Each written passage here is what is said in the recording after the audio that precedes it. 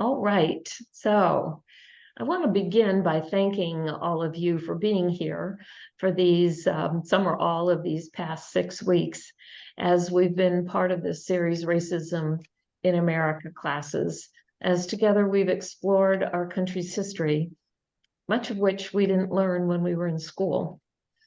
As we have seen during our time together, much of the racial turmoil in our country today can be traced directly to elements of our history, even before the founding of the United States. Many of the racial stereotypes that we hear or even hold ourselves are a direct consequence of intentional public and economic policy and biased beliefs that have no grounding in genetics. Now that we more deeply understand the history of our country and the myriad ways that bigotry and discrimination are embedded in our society, we turn our attention to the question, so what are we going to do about it? We have seen much about our country's history in these weeks together that cry out for action, for reform. Much of the historic economic discrimination will take decades or longer to address in comprehensive ways. But we have it within our ability to take meaningful action on issues of criminal justice reform and voting rights, alleviating poverty, and addressing inequity in education. It is essential that we do so, that we make our voices heard so that theirs may be heard as well. And there is another aspect of action that is less concrete, but equally important, one that addresses our personal beliefs that are based on our individual histories, our families, our education, our experiences. Examining those beliefs, surfacing what is called unconscious bias or implicit bias, is an important step in our ability to identify and counter racism in its many manifestations. Our class this evening will take what we have learned and use it as a catalyst for action. I have some thoughts to share with you this evening, and I look forward to hearing your perspectives as we engage in a meaningful path forward to a more just and equitable society. Together, we will look ahead to use our deeper understanding of our country's history to shape our future actions as we indeed seek justice and peace for all.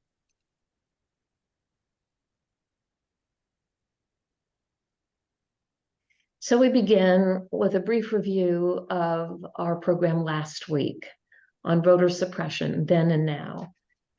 We reviewed the legal history of voting rights in the United States, beginning with the Declaration of Independence, the Constitution, and all of its relevant amendments, legislation that has been passed, largely federal, but state as well, and also the immense impact of Supreme Court decisions over time. We reviewed the 15th Amendment that declared that the right to vote shall not be abridged or denied based on race, color, or condition of previous servitude. But we saw what happened at the end of Reconstruction when Confederate leadership was restored in the South and states began taking legislative action and constitutional action to deny the provisions of the 15th Amendment. And so that period was followed by 100 years of voter suppression tactics against African Americans, which ostensibly came to an end with the passage of the Voting Rights Act of 1965, which ushered in a period of several decades of more meaningful voting rights for African Americans, which began to crumble following the Supreme Court decision of Shelby v. Holder in 2013 that gutted the Voting Rights Act and that enabled states to enact strict voter ID laws, voter roll purges, and limiting resources for minority precincts. And what we see is in the intervening 10 years, that assault is accelerating. So we ask ourselves, is voting a privilege? Is voting a right? Who says? And fundamentally, what is the role of government in the process of voting? Is it to facilitate voting, to help ensure that all people are able to give the consent of the governed, as Thomas Jefferson described? Or is it the role of government to somehow constrain voting? And it is an important issue and one that requires response. So as we look at our class series, we began with the early years from 1619 to the end of the Civil War at 1865. Then we turned our attention to a period described as slavery by another name, Reconstruction, the passage of laws known as Black Codes that targeted African Americans, led to convict leasing, then Jim Crow laws that created incredible segregation and was enforced by horrific violence. As we moved into the 20th century, we reviewed public policy such as the FHA, Social Security, and the GI Bill, and then the actions of the civil rights movement. Then, as backlash to that advance, in the 1970s, when we saw the beginning of mass incarceration and the war on drugs. And throughout this period of time, we have seen various aspects of suppressing the African American vote from the beginning, accelerating now. And so today, we look at all of that, we see what has occurred and say, where do we go from here? So we'll revisit a couple of definitions from the beginning. Prejudice is an unfavorable opinion formed without personal knowledge. And our history of segregation has made manifest that lack of personal knowledge. We don't know each other. We have not lived in the same communities. We have not gone to the same schools. We do not know one another personally. And so prejudices based on stereotypes and external information rush in to fill the gap of personal knowledge. White supremacy is the belief that indeed white people are inherently superior to people from all other racial groups, especially Black people, and therefore white people are rightfully the dominant group in any society. They are the best educated, the most knowledgeable, they are the superior group. Racism is discrimination directed against a people on the basis of their membership in a particular racial or ethnic group. And it is a system of prejudice plus power. As we may have asked, is it possible for Black people to be racist in the sense, the deepest meaning of the word? And the answer is no. It is possible for Black people to discriminate in small ways against white people, to dislike white people, but there is no system of power that puts their rights and their decision-making above that of white people. And so white power has been exercised throughout our history. So now we shift our attention from the history to the future, to use our deeper understanding of our past to shape our future actions. And we do that by asking several questions. What have we learned? How are we affected by this new knowledge? How are we different? What do we see differently? Do we now see a pattern of white supremacy, of discrimination? And if so, what do we need to do individually, collectively? So what have we learned? We have learned that slavery in the period from the 1640s to 1865 created and sustained an underclass of people. And that action necessitated a belief in Black inferiority, particularly as came the time to create the United States of America, founded on the belief that all men are created equal, but they were not. And when the institution of slavery ended, this fundamental belief did not. It was never addressed. It was allowed to continue, and it continues today. We saw the system of segregation as law until 1964, and its legacy remains. It is still significant. It embodied and perpetuated white supremacy because the Supreme Court said separate but equal, and separate for sure, equal seldom. And when not equal, it was always the white circumstance that dominated, always superior. We learned how intentional public policy in housing, education, benefits, jobs, the criminal justice system, voting, systematically disadvantages Black people in our country. And so the roots of today's inequality are deeply embedded in our laws, in our psyche, in our actions. So how does knowing this history affect us? There is so much that we didn't know, that we didn't understand.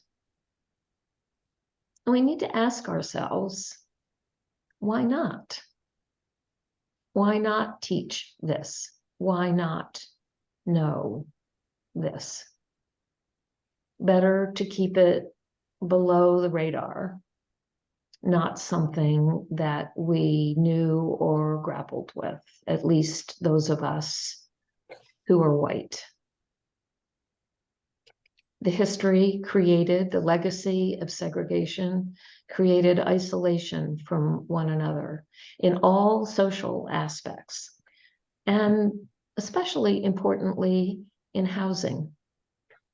Studies have been done that show that 75% of white Americans do not have a single close Black friend, not one. So how are we to develop personal knowledge of one another as fellow human beings?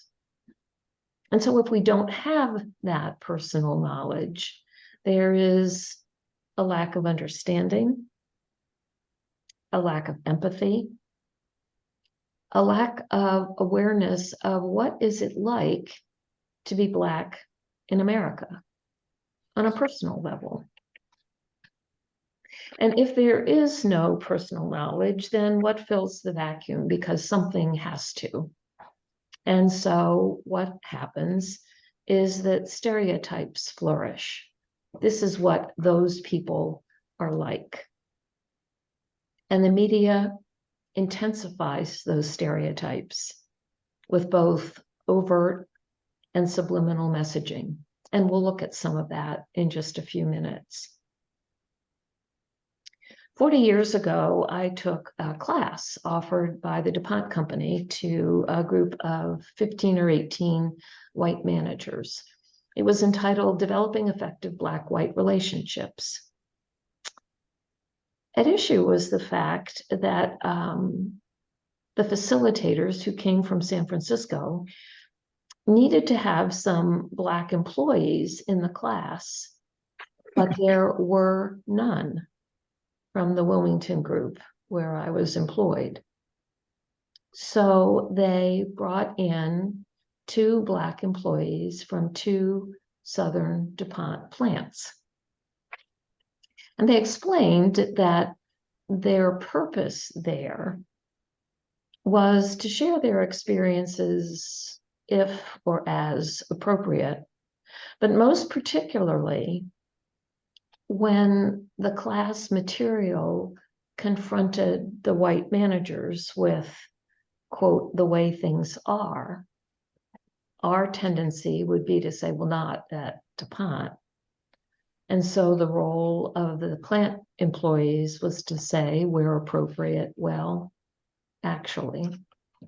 And I will never forget one of the plant workers explaining that the local chapter of the Ku Klux Klan held its monthly meetings in the conference room at the DuPont plant at the invitation of the plant manager. Oh, God. One of the key points that the facilitators made at the very beginning, because quite frankly, I think we white managers were sitting there looking like deer in the headlights. Why have we been selected for this class? Is it because they think we have some potential? Or is it because we're recalcitrant and need remediation? We didn't know. And that is often the response of white people when confronted with circumstances of dealing with these issues unexpectedly. But what the facilitators said was that you cannot have grown up in the United States of America in the 20th century and not be prejudiced. It is not possible. So you don't need to spend a lot of mental energy or words on explaining that you see everyone the same and you treat everyone the same. It is not possible that that has happened for you or for anyone else who is white. So relax, listen, let's get involved, let's see what we can learn. I mentioned the media images. Here is a chart from 2014, and it reviews information of the previous 3 years from a TV network in New York City. The blue bar shows the percentage of suspects in each of 3 crime categories who are African American. So in the case of murder, 54% of those arrested were Black. Theft, 55, assault, 49. We already know about the racial bias in stop and frisk and arrests. But this information says 54% of the suspects were Black, but 74% of the suspects shown on TV were Black. 55% of the theft suspects were Black, but the representation of theft suspects on TV news programs, 84% were Black. And correspondingly, in the cases of assault, 49% arrested, 73% shown on TV were Black. Nobody had to say anything, but the message gets absorbed again and again and again. Here are 2 screenshots from a news channel on March 23rd, 2015. Early in the news program, 3 University of Iowa wrestlers arrested, burglary charges pending. Look at those fine young men, attired in coat and tie. Probably was a mistake. And 7 minutes later, Coralville police arrest 4 in burglary investigation. I don't know. Any message? Any difference? So these are the sorts of messaging that we're not even aware of necessarily when they're occurring. Although I contend the more we learn, the more we know, the more aware we are, the more we see these kinds of circumstances for what they are. And so it helps enforce the stereotypes that we already hold. And this leads to a condition known as implicit bias or unconscious bias. These are the responses that we have automatically and unintentionally. There's a study that's been done that says your brain makes up its mind about something or someone 10 seconds before it registers. So it is this unconscious background to information that comes into play. So I mentioned this class series that I took at DuPont. And one of the very first exercises that the facilitators had us go through, they said to the white managers, we want you to list every term that you can think of when it comes to Black people, and we'll write them on a chalk pad. There was considerable silence for a while. I said, just, what words do you think of?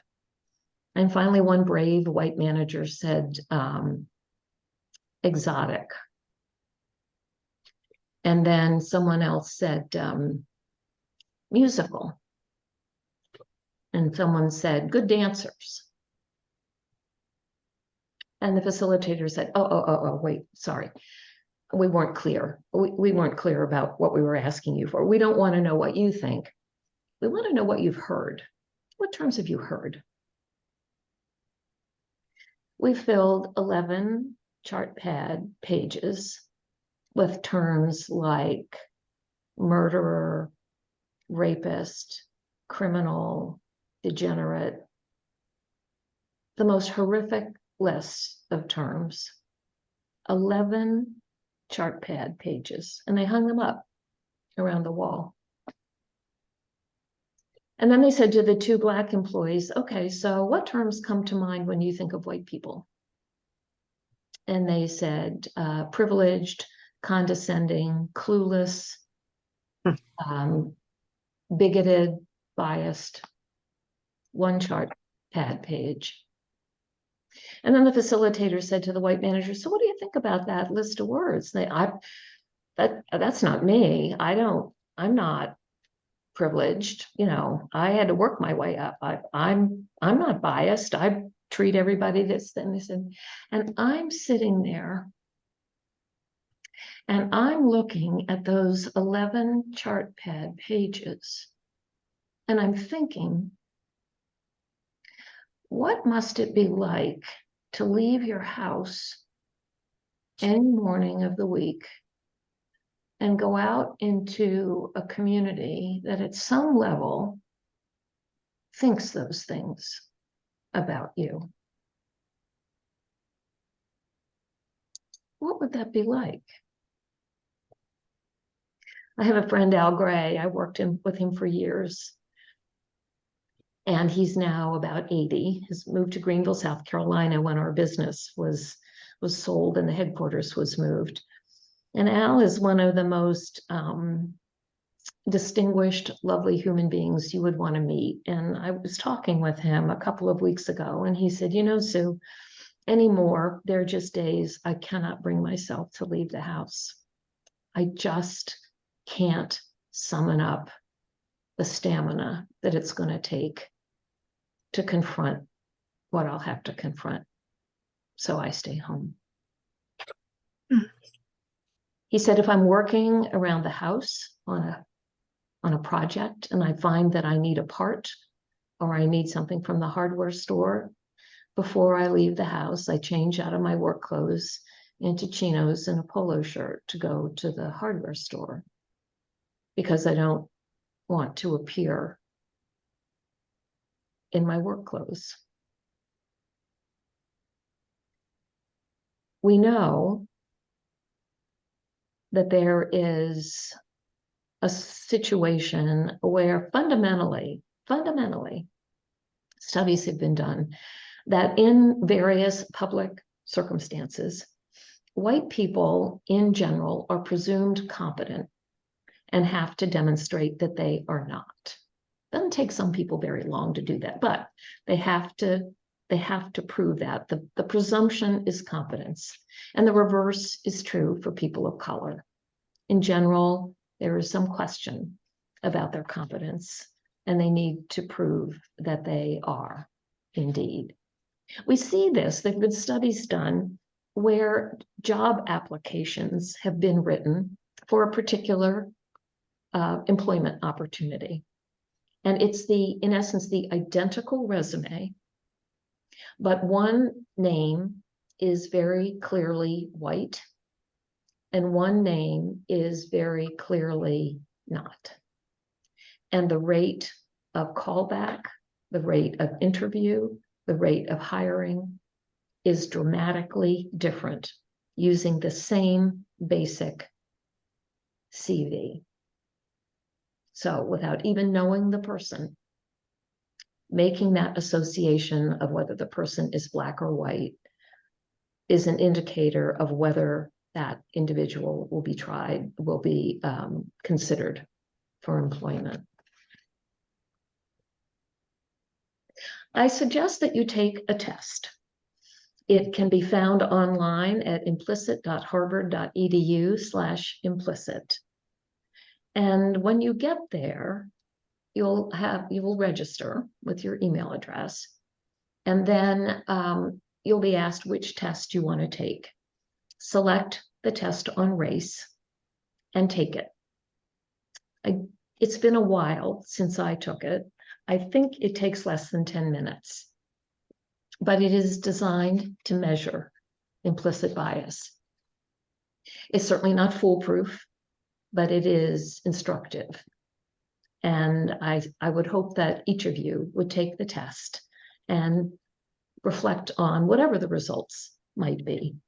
If you'd like to share that or have a dialogue about what that was like, what you learned, please let me know. I found it very revealing. And so if indeed we realize that there are aspects of our beliefs and our behaviors that need work, it requires taking personal responsibility to do so. And this is especially for the white people in this class. We need to confront and acknowledge our biases, our beliefs. So in terms of what's next, there are 4 aspects: self-examination, continuing education and dialogue, action, and making a personal commitment. And again, mostly directed to the white people in our class, we need to get comfortable with being uncomfortable. It's okay. In fact, it's necessary. It's growth. This is not typically something that we do a lot. And so self-examination is not easy for any of us. It is very difficult for us to see ourselves objectively, because we know we're really like good people and we have the best for everyone in mind. But it's important to look at our attitudes and behaviors a little bit from the outside and see how they work. In the case of continuing education and dialogue, particularly cross-racial dialogue, it is extraordinarily helpful to share thoughts and ask questions and share knowledge of one another. And most importantly, to listen for understanding, not for correction, not for rebuttal, but for understanding of what life is like. We need to be prepared to take action, figure out what needs to be done, consider, well, what could I do? And then make a personal commitment, what will I do? So in the case of self-examination, this is true for all of us. Observe ourselves in situations where race is a factor. And in doing so, reflect on your thoughts and feelings when being in this circumstance. And the nature of this is that it happens much more frequently for Black people than white, because we mostly live in a white-run world. But monitor our reactions. Be self-aware. Several years ago, it was October, my husband and I were with another couple. We'd gone to Washington, D.C. for Columbus Day weekend. And we got a phone call from the cleaning lady that a giant pine tree had fallen on our house and done some considerable damage. So we went home and saw that the roof was crushed and one of the ceilings was damaged. But in looking at the way the tree had fallen, it was a 120-foot pine tree. it became clear that the way it was entwined in the deck and the house, that more damage could be done when the tree was removed. And so we were very apprehensive about what might happen. And so the day that the folks came to remove the tree, I was sitting in the living room when I heard this incredible thud and the whole house shook. And I looked up through the door and I saw that the crew chief of the workers was white. And I felt better.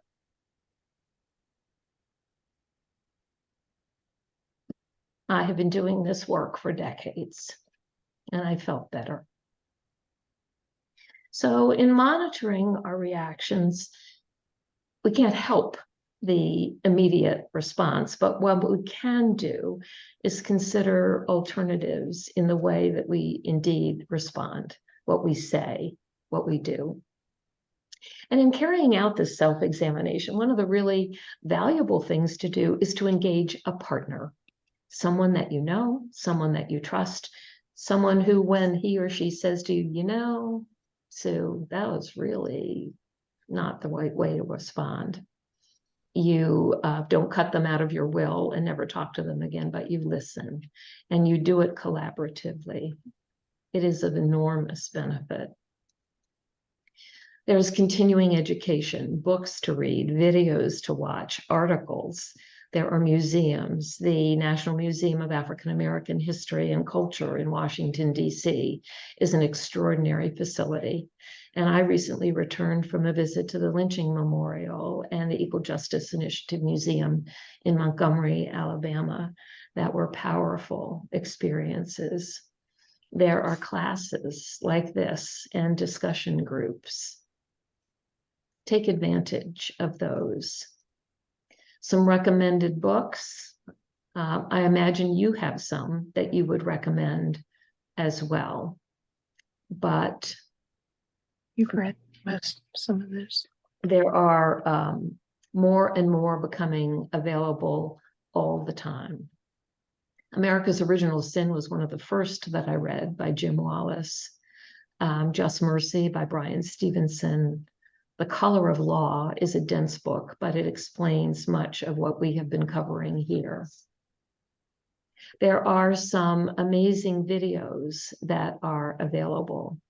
Race, The Power of an Illusion, was put out by PBS, and it explains that biologically, there is no racial difference. It is illusory. It is not biological fact, but it is powerful, as we have seen. Who We Are, A Chronicle of Racism in America, is a relatively new video, Netflix, featuring Jeffrey Robinson, whom I admire tremendously. It is a 2-hour exposition, pretty much of what we've covered in these 6 weeks, but it's done really beautifully with a lot of personal knowledge and information. 1619 is a Hulu series. Deconstructing White Privilege is particularly powerful for white people to watch. 22 minutes by Robin DiAngelo. And one of the questions she asks is, what is it like to be white? And it's a question that not many of us have actually thought of. 13th is a documentary by Ava DuVernay. I mentioned that during our Slavery by Another Name class. And you may know of more. Share those, watch them with family, with friends. Some recommended articles are the history of the idea of race, again, to make clear that it is not a biological imperative, it is a social construct. The Equal Justice Initiative keeps putting out new reports on aspects of Black history in our country, and they are wonderful. They can be ordered online from the EJI.org store. They used to be $4, now they're $6, but they are full of amazing information. And then in 2014, I believe it was October, Ta-Nehisi Coates wrote an article for The Atlantic called The Case for Reparations. And it is a powerful statement of the case for reparations, financial accommodation for people who have been so badly served by our country's actions. So, in terms of dialogue, join or form a discussion group, join a book group, form one, or even just suggest one of these books from the list that your book group might discuss. Work on developing cross-racial relationships and conversation, and listen for understanding. There is a somewhat standard psychological response of white people to hearing the personal stories of discrimination. First to deny, no, I'm quite sure that that isn't what that person meant. To deflect or to defend. More importantly, is to listen, to absorb, to let it sit, to hear it. And most importantly, for white people, speak up. When someone says something, share what you've learned, especially when people make racist comments. You undoubtedly know people who do. And perhaps you remember the commercial, I could have had a V8. So many times I'm in a conversation where someone says something, and after the fact, I think, oh, I should have said X. And so one of the things that helps is to practice what you would say when you're in a situation like that and someone makes a comment. That's not my experience. I don't agree. I don't agree with that. Actually, and provide a fact. I used to think that, but I learned, fill in the blank. I read or I saw a video, a movie, and I found it really informative, really helpful. You might want to take a look. So think about what you have heard and be prepared to respond going forward. So in addition to personal growth, it's important to take meaningful action. One of the things that we have seen in this class series is that the manifestations of bigotry, discrimination, and racism are everywhere, and it can just seem overwhelming. And how can we possibly fix this? And the answer is we can't, but we can make change. Some of it incremental, some of it significant. And so a way to approach that is to say, looking at all of this, what is the issue that speaks most deeply to you? What is it that engages your heart, your imagination? Is it voting rights? Is it criminal justice or police reform, education equity, affordable housing, environmental justice, reparations, something else? What is that thing that speaks to you? And then determine to take action. And we don't have to do it alone. We can join advocacy groups already in place working on that issue. Look for opportunities to work with other people. Make your voice heard personally, in conversations, in organizational leadership. Call your political representatives at the local, state, federal, school board level and make your voice heard. Consider what has been described as personal reparations. Patronize Black-owned businesses in your community. Patronize firms that hire citizens returning from incarceration. Here in Newcastle County, there is an HVAC company that makes it a policy to hire many returning citizens. They are bonded, they insured, they come into your home, they fix your HVAC system, they are able to resume a normal life in the community because this firm will hire them. So patronize groups like that. Excuse me. So here are some advocacy groups just in Delaware that you can join. And Cheryl, I know this doesn't help you, but I'm quite certain there are a whole range of advocacy groups in the Newtown area that accomplish the same thing. Each one works in a different area. They all have websites. You can see how to get engaged, how to connect, what they're focused on, what they're working on, and join with others. This doesn't have to be a personal, individual journey. So what got me off the couch? Why do I teach this class series? Why have I been doing this for the last 5 or 6 years? And it began in 2012 with the death of Trayvon Martin. 14-year-old Tamir Rice, Alton Sterling, Stephon Clark, Botham Jean, Laquan McDonald, Sandra Bland, Philando Castile, Michael Brown, Freddie Gray, Walter Scott, Antoine Rose, Sweet Elijah McClain, Eric Garner, George Floyd, Ahmaud Arbery, Breonna Taylor, Tyree Nichols, and hundreds and thousands more. You may know of Eddie Glaude. Eddie Glaude is a professor of African American Studies at Princeton University. He is, in fact, the head of the department there. And he has written a number of books, the most recent being one on the works of James Baldwin. And Professor Glaude appears on TV not as frequently as I would like. I love to listen to him. He tells the unvarnished truth. It's frequently uncomfortable, but he does it in such a way that you listen to it, you absorb it, and you acknowledge it. And so he was describing the work he had done in writing this book. And he said that James Baldwin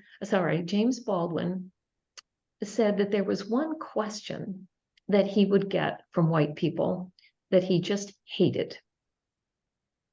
And the question he would get is, what does the Negro want? And he would respond by saying, what do you want?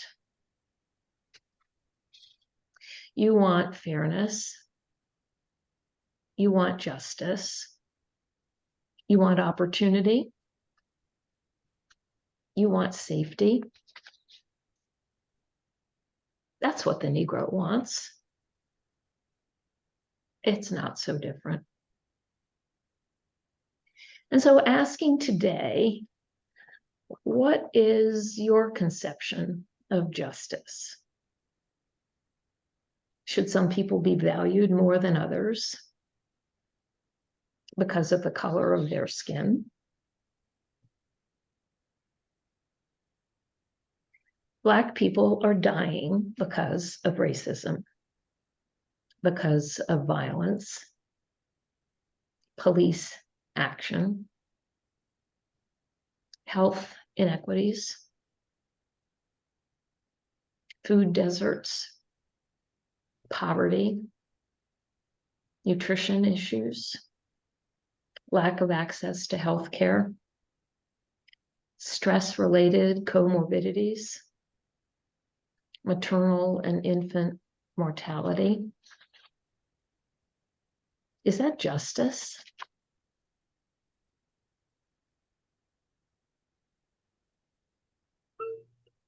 There is a survey, there are studies of life expectancy in the United States. In October 2018, the Census Bureau created a comprehensive census tract level data set that covered nearly the entire United States population. Life expectancy is a fundamental indicator of inequality, or conversely, privilege.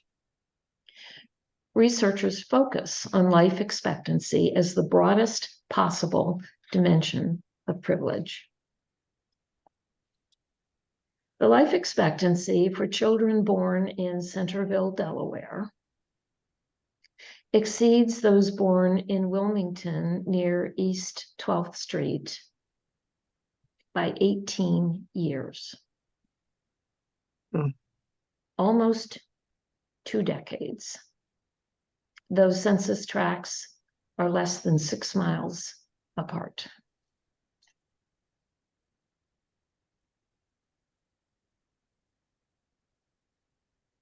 So racism hurts all of us. Our country is at risk because of it. And we must act. So what's next? Dive in to self-examination, continuing education dialogue, action. Make a personal commitment to do something and vote.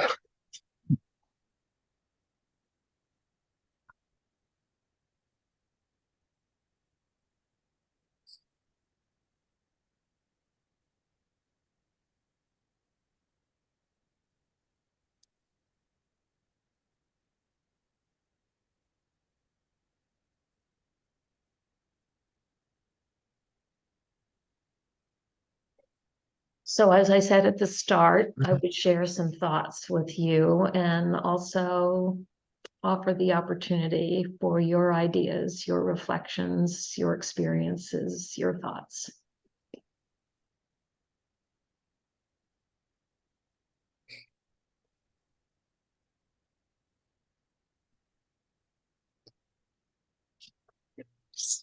Sue? Sandy? Yes. I just, the first thing I want to say is thank you so much for this excellent, excellent series.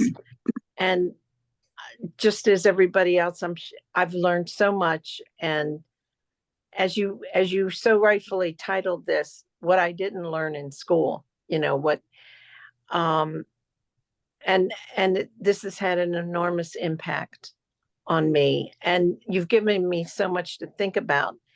There are things that I want to do differently. There are things that I want to learn more and talk more and dialogue more and be in more relationships and see better laws and make voting more fair. And, I want to stop there because I could go on and on though. And I want other people to say what they're feeling too. But thank you so much. Thank you, Sandy. Thank you.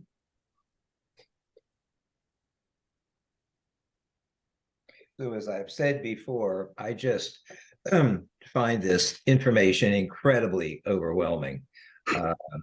And you said somewhere along the way tonight about kind of let that settle. I cannot tell you all the discussions that we have had, both just the two of us in the household here, as well as with other people on the outside. At a grassroots level, I think that you have equipped me, perhaps I can speak for my wife also. Despite the fact that right up the road from us, we have Bayard Rustin High School, okay, and Bayard Rustin is the feature of a Netflix film honoring him and his activity with Martin Luther King and what an influence he was, type thing. Primarily, we live in a pretty white community. So naturally, we do encounter the things that you candidly talked about, et cetera. I feel with so much of the information that you have imparted that I am better equipped to address and perhaps diffuse situations that I get into where, it just may be an offhanded comment, but I feel certainly better equipped to respond appropriately. Thanks to you. Thank you, Dick. And I think that is so important. I think the silence is what helps certainly helps perpetuate, certainly doesn't disrupt the conventional quote wisdom unquote that's out there. So I think the speaking up, speaking out is really important. I just want to say that it seems to me so overwhelming, and it also seems to me that we're not much farther along in 2023 than all of the things that you've talked about, and it's beyond my belief. I can't even imagine. And so it does seem overwhelming, like, where do I start, and, what do I do? Because but, it starts with listening and learning, unlearning things that I've learned. But it also does, I think, some of it for me is how we treat people, in everyday life, and standing up and speaking up, because it's not right, and it just seems like it's just getting worse, just getting so much worse. People being so against people just because of the color of their skin, I was born white, so I've got privilege, and I just can't understand it. So you've given a lot of information, and I think a lot of good tools, books, videos, and then places to get involved. If, something speaks to you, get involved, and speak up, listen, learn. Absolutely. Thank you, Jennifer. Sue, I had a couple of reflections. First, I wanted to say again, thank you so much for your leadership and for your notes as well. Sandy and I are gonna go back and review those and write the suggestions down and so forth. But what I wanted to say was, from a church perspective, as I reflected on this, I always lived in a pretty much white communities, but I noticed in church, if we had a missionary or a visitor from Africa, we treat them differently than Black Americans. I find that, isn't that weird? Weird is one word. Yeah. Yeah, we can accept some others, but not all others. Yep. And my other point I wanted to lift up was a subtitle might be, what I never learned in church. For example, the calling of Matthew, and when Matthew accepted Christ, he offered reparations to anybody that he had cheated. Mm-hmm. And I don't need one hand to count the number of reparation sermons I've heard. Where are we? Yeah. And in reality, at some level, you would expect that the church would take the lead in anti-racism work.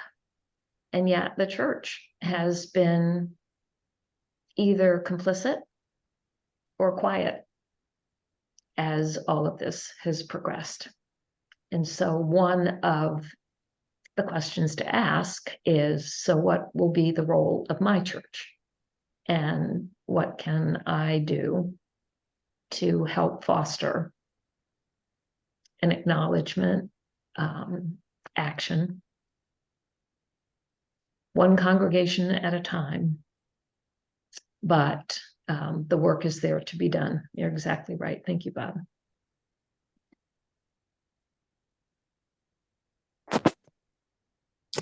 I was just thinking about all the organizations that you listed, and I was surprised to see so many from this in the state of Delaware.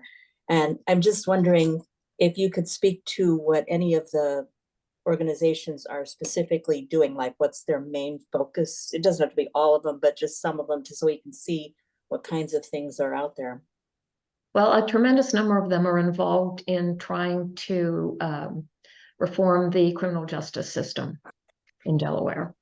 I don't think I mentioned to this group, did I, that I did a simulation a week ago?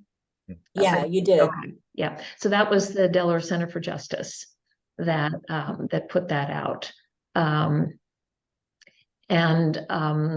Organizations like Friendship House, which people think of as helping the homeless, actually does a tremendous amount of work helping returning citizens being released from incarceration. So a lot of them are focused on the criminal justice system. But others are focused on voting rights. Indivisible Highlands is one. The Delaware Coalition for Voting Rights is another. And so virtually any issue that you're interested in, there's the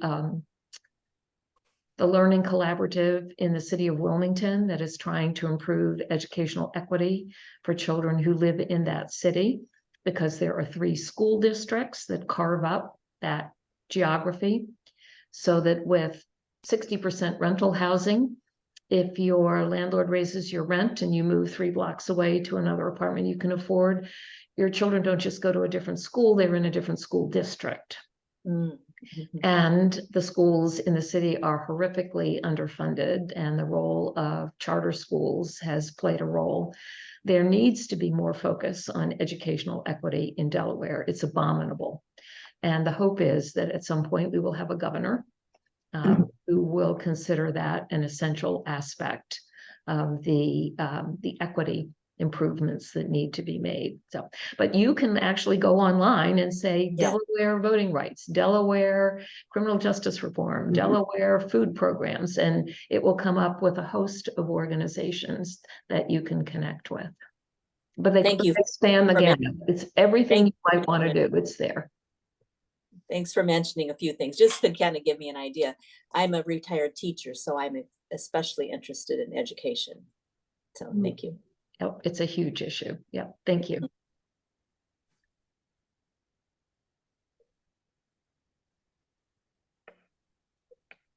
A couple things jump out to me. One is you asked the question, what does it feel like to be Black and African American in America? And a lot of the friends that I've talked to in my circles, especially the ones that try to be successful, the term we normally use is it's exhausting. It's just exhausting to get up in the day and put your armor on and try to exist and try to accomplish anything in America. And the second thing, in terms of the class, that was kind of interesting to me was down through history, how creative white people have been in trying to discriminate against and hold Black people back. At every instance, when they had the opportunity to do the right thing, they chose the wrong thing, and they were really creative in how they did the wrong thing. But when you talk about reparations, especially in the circles that I run in, what you hear is how difficult it is and how complicated it is. And it just jumped out to me how none of that creativity is brought about in terms of trying to do the right thing. And so all through history, every instance, when you went through sort of the historical perspective, Jim Crow, after the Civil War, every opportunity where they had a chance to do the right thing, they showed so much creativity in how to do the wrong thing and how to hold Black people back.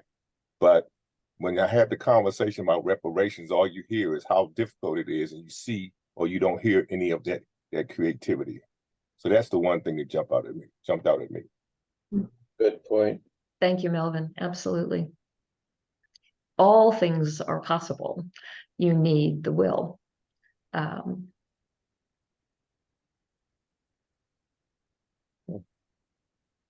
When I think of the next presidential election, I get scared. I'm frightened by what I hear.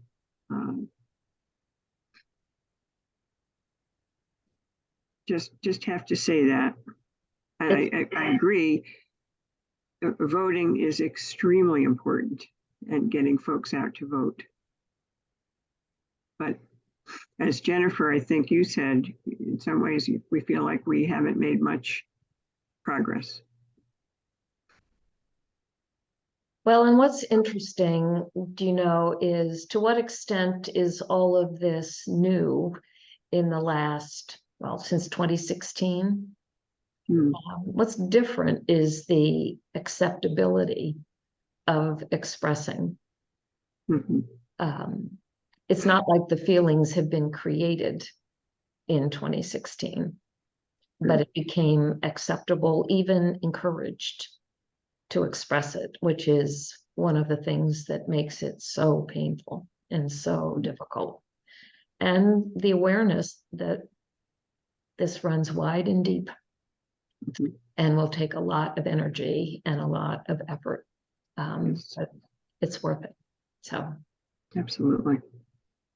Well, There's one other thing that jumps out at me too, is that being here in Sussex County, I can't count the number of times I've had conversations with white folks that have said, I'm a mega Republican, I support Donald Trump, but I'm not racist. And I just don't understand the thought process that would lead someone to make that statement. I mean, these are pretty intelligent people. These aren't the folks that you encounter that live out in the Midwest that only have access to Fox. These are pretty intelligent people. And to be able to say that, it's almost like you can't have a conversation after you hear that. So that has been something coming from DC, you never heard that. But being in Sussex County, the number of times I've heard people say, I'm a MAGA Republican, I support Donald Trump, but I'm not racist. And at that point, it's almost like you can't have a conversation. It's stunning. Yeah. on the news just this evening, I heard an Hispanic person, a man, being asked by the news reporter who he favored for the upcoming election. His response was, well, I'm undecided, but we didn't have high inflation or high gas prices when Trump was president. So you knew where he was leading. Now, the problem is there's no depth of understanding why there wasn't inflation and why we have inflation now and why gas prices have been up the last year or two. There's not an understanding of that. So education is paramount.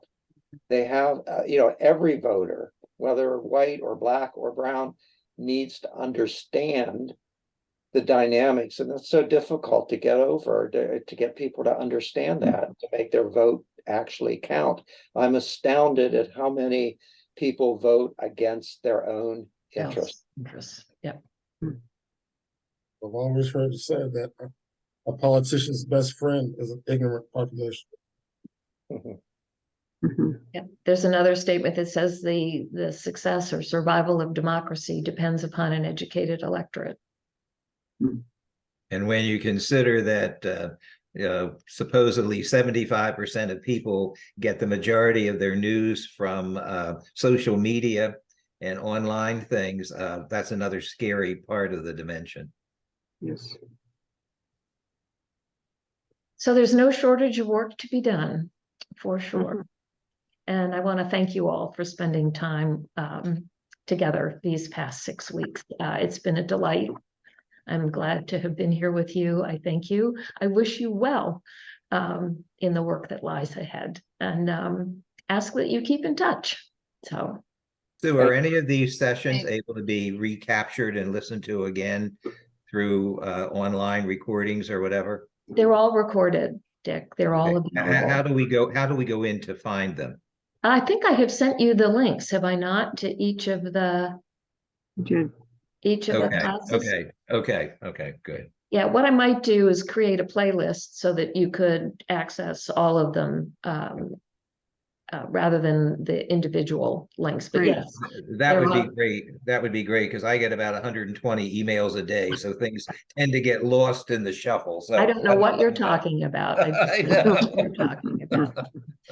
Yeah, Well, I'll do that. I'll do that. They're on my YouTube channel, so I will send you, I'll make a playlist Wonderful. and I'll send you the link. Mm. Yeah, and feel free to share them if you think that that would be helpful in any way. Is it available on YouTube Mhm. Oh, yeah, for anybody?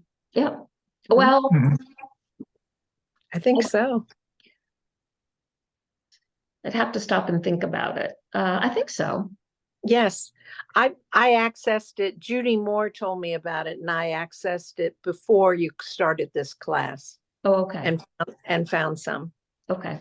Yeah, I'll make sure that they are publicly available. Typically during the class, I don't.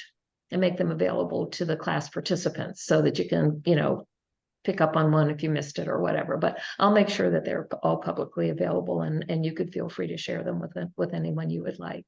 Sue, are you leading the class on Thursday night for the Peace and Justice? I on white am supremacy? Okay. on white privilege. White Yes, privilege. that should be an interesting dialogue, I think. Yeah, that's interesting. And Cheryl, your pastor and I are speaking on Thursday. Oh, good. I'm glad to hear that. Yep, we have I time was set not, up. I didn't see him this weekend, so I didn't get to. Wonderful. Yep, so thank you for getting that ball rolling. Great. Thank you. Thank you. All right. Well, I take this show on the road because I don't have to leave my kitchen. So if you know of any other groups that would be interested in sponsoring it, a sponsor is kind of a funny word. All it means that you have to put the word out. There's no cost, there's no system, there's no whatever, but I'm happy to do this for any organization that you think would find it useful. So. Great. Thank you. Thank you all. Thanks again. Thank you very much. Happy Thanksgiving. Blessings to everybody. Yes, same Happy to you. Thanksgiving to you. Good night. Good Bye. night. Good night.